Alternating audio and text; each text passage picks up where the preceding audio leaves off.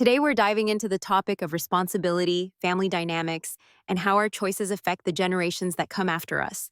It's not just about what we do in the present, but how it impacts the future. Absolutely.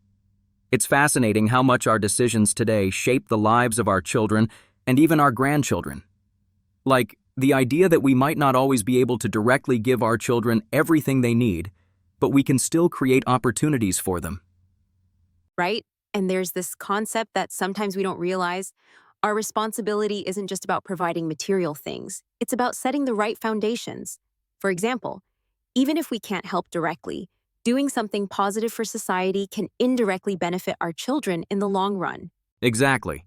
It's like this idea that we can't give them everything right now, but by contributing to society, by doing good in the world, we're laying a path that will benefit future generations. So, you're saying that by participating in community efforts or making societal contributions, we're, in a sense, paying back the debt we might have accumulated through our choices? Yes, that's the principle. And when you think about it, even if we can't directly repay certain things, like, for instance, help our kids with a big life event, we can still work towards something greater. For example, helping others in a way that creates a broader impact, like through charity work or even forming a collective group for a common cause. That's a really interesting perspective. So, if you're not in a position to help your children directly, contributing to a bigger social effort is your way of balancing out the scales, right? Exactly. And this is where we come back to understanding the natural laws that govern life.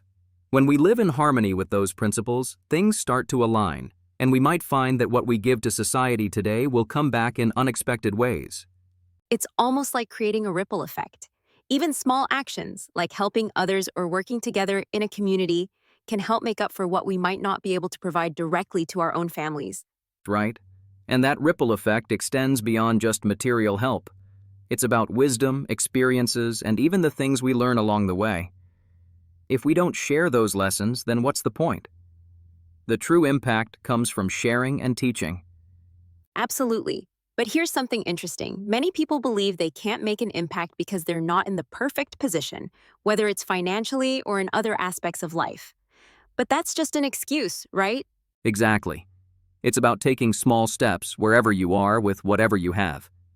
No one has to be a millionaire to make a difference. It's about the intention and the effort behind it. I think a lot of people miss that. They get caught up in the idea that they need to be in a certain place before they can make a difference. But really, you start by doing what you can with what you have. And that's where the real change begins. It's not about waiting for the perfect moment. It's about using the moment you're in right now to do good. And that, in itself, sets the stage for future generations to benefit from. And if we look at the bigger picture, our actions today, whether they're small or large, can help shape a better world for our children. It's a collective effort, and it's one that can be achieved through conscious, intentional actions. And that's the beauty of it. We might not see the direct effects right away, but by sticking to these principles, we create something that lasts, something that's meaningful. So the key takeaway here is that even if you can't do everything for your family right now, by living with purpose and contributing to the community, you're making a difference that will benefit them in the future.